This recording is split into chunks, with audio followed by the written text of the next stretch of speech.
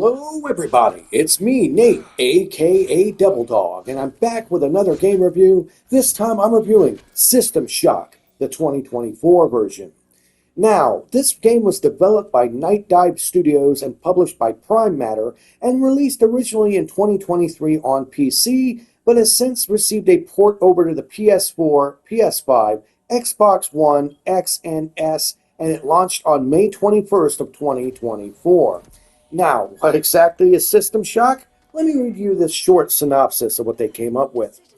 System Shock is the fully fledged remake of the groundbreaking original from 1994, combining cult gameplay with all new HD visuals, updated controls, an overhauled interface, and all new sounds and music. It even has the original voice actor of Shodan, one of the gaming's most iconic villains. Witness the rebirth of one of the greatest and most influential games ever created.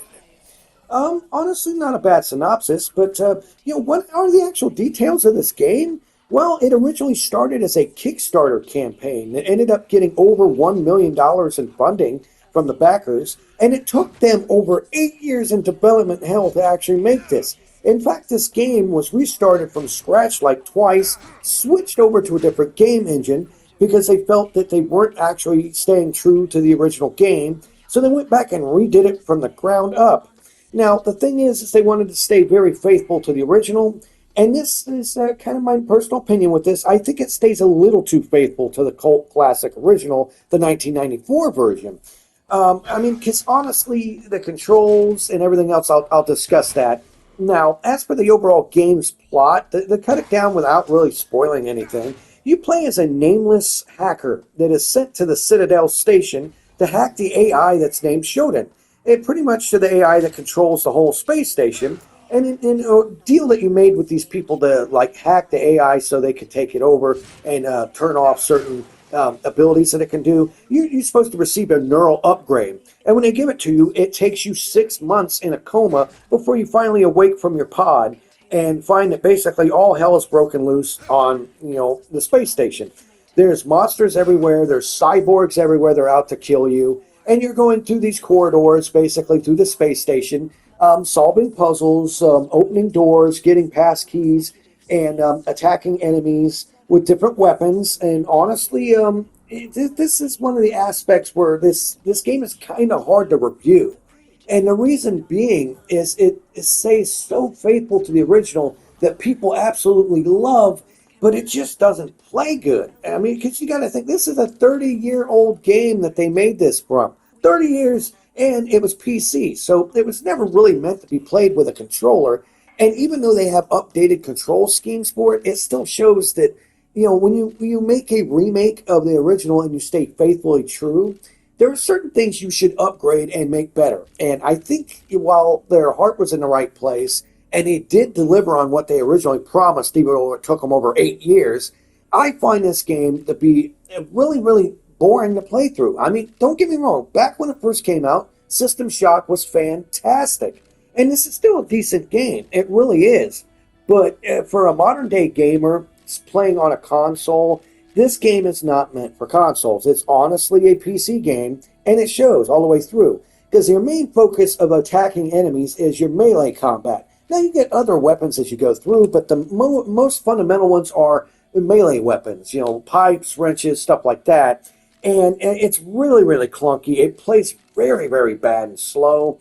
You have to use your one button to run and other buttons to duck and dodge and everything else. And it's a slog to play through this. It really is. Now, as for overall game length, you're looking at about 15 hours or so to get from start to finish. And that's not including if you're one of these people that want to get 100%.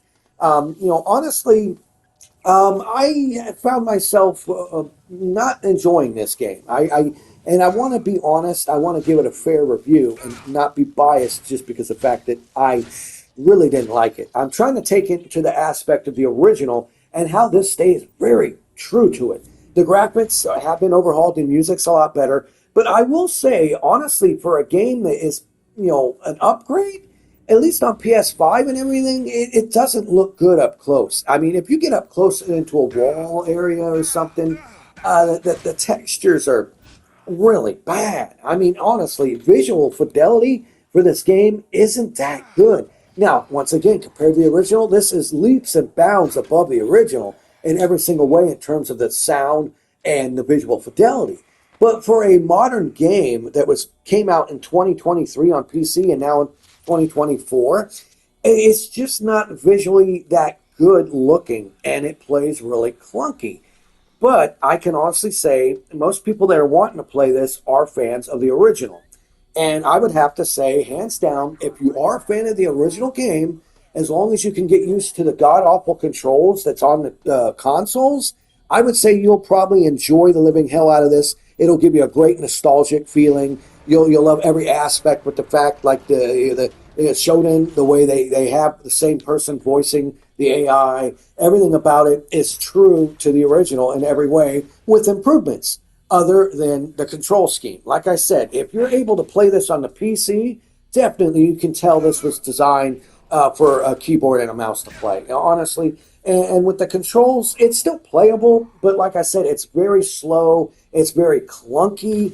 Visually, it's not really that good. Now, if this was just a new game that came out, I would trash the living hell out of it. I would say it's garbage, because the texture mapping is god awful. Your nameless, voiceless character that just makes sounds is really bad. But I can't base my review off of that. I gotta base it off the fact that this was a Kickstarter that took 8 years. It should have never taken that long because, in fact, they thought it was going to be vaporware for quite a while. But fortunately, they did finally come out with a game, and it is very 100% true, even down to the puzzles, the passwords, everything in this game. If you remember playing the original, you'll pretty much be able to know how to play this too, as long as you adapt to the control scheme. So hands down, I'm going to give this two different versions. My first review is based off of playing it in 2024. And I have to say, for the price and size at 15 hours long, and at least on the PS5, it currently selling for $40, I would say, unless you're a huge fan of the original, this is not a good game. It really isn't. The game was great 30 years ago, but you know what? Games evolve and come out with new abilities and features. This one stayed pretty much too close to home and being like the original. I mean, down to a T of everything. And I think that's a detriment to it in one way. And also, it's a refreshing change to see a company actually staying so true to the original. Personally, I really didn't like this version. I liked the original better. I really did. And for the price of $40, for me, in 2024, I can't recommend it. But at the same time, the fact that they actually went and finally got this game out and it is so dead true to the original, I got to give them props and kudos for that. So honestly, my final verdict on this is if you are a diehard fan of the original System Shock, all the way from when it first came out, and you really want to play it again, I can recommend it, definitely on PC, and I warn you on how the control scheme is on the consoles. But if you weren't really a fan of System Shock and you don't know what it was and you didn't play it, I would say avoid this. You won't like it. You'll think it's too clunky. Visually, it won't be too appealing because modern day gamers have gotten spoiled with ritzy controls and graphics, and this one stays a little bit too close to the original version. But that's strictly just my opinion.